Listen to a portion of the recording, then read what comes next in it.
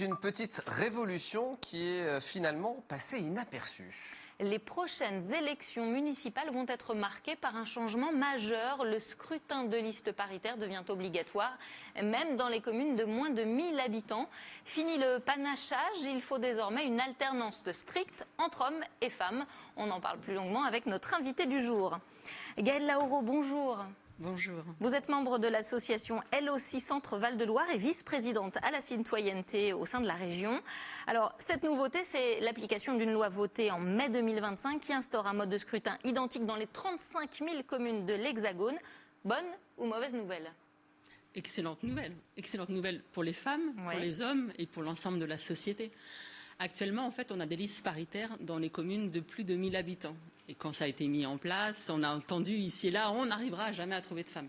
On les a trouvées. Et là, pour les communes de moins de 1000 habitants, voilà, il y avait une zone blanche de la parité dans ces communes. Elle va être résolue avec cette loi.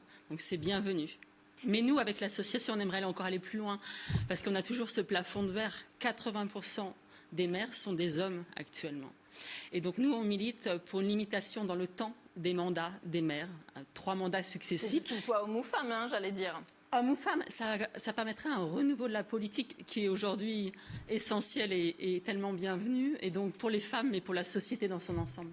Alors je parlais d'une révolution car finalement, plus de la moitié des communes de France sont concernées par ce changement. Plus de la moitié des communes de France possèdent moins de 1000 habitants. Oui, et en Indre-et-Loire, on est à plus de 57%, et dans le Loir-et-Cher, c'est 68% des communes qui sont concernées par ce changement de loi, donc c'est pas rien. C'est beaucoup de communes de nos 2 territoires et de notre région dans l'ensemble.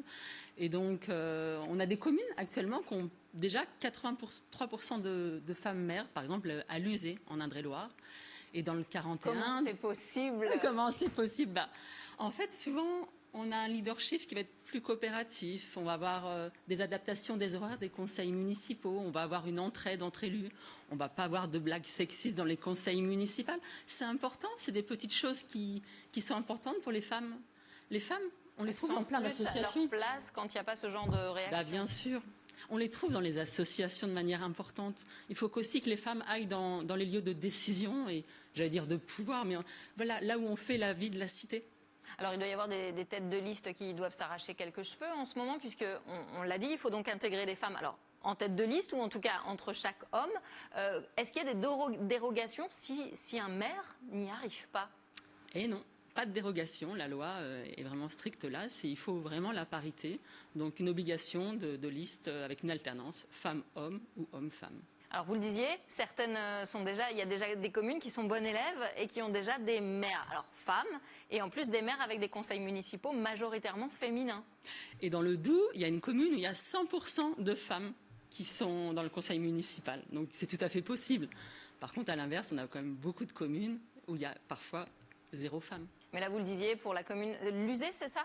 Luzé, 83% de femmes. Ça ne va plus être possible. On est d'accord qu'il va falloir retomber à 50%. Voilà, donc voilà, dans certaines communes, on va avoir des femmes vont devoir quitter leur poste de conseillère municipale. Mais voilà, c'est ce qu'on disait en fait. L'égalité femmes-hommes, le féminisme, c'est aussi une question d'égalité entre les femmes et les hommes. Qu'est-ce que ça va changer selon vous dans les décisions prises, dans la façon d'opérer les prises de décision ? Qu'est-ce qui peut changer ? Donc c'est vrai que les femmes, je pense qu'on est éduquées différemment que les hommes. On est beaucoup plus dans l'empathie, dans les compromis, les concessions. Et moi, je le vois un peu au quotidien. On va être moins dans le combat de coq entre 2 hommes, en fait. Et je pense que pour le bien de notre société, c'est essentiel. Donc moi, aux femmes, je voudrais leur dire, engagez-vous en politique. C'est important pour notre République, nos communes, pour le vivre ensemble. Voilà, la République a besoin de votre audace, de vos convictions et de votre envie de construire un monde meilleur. Bon, écoutez, merci Gaëlle Laouro pour cet éclairage. Et puis, on suivra effectivement les prochaines élections municipales avec attention. Merci. Merci.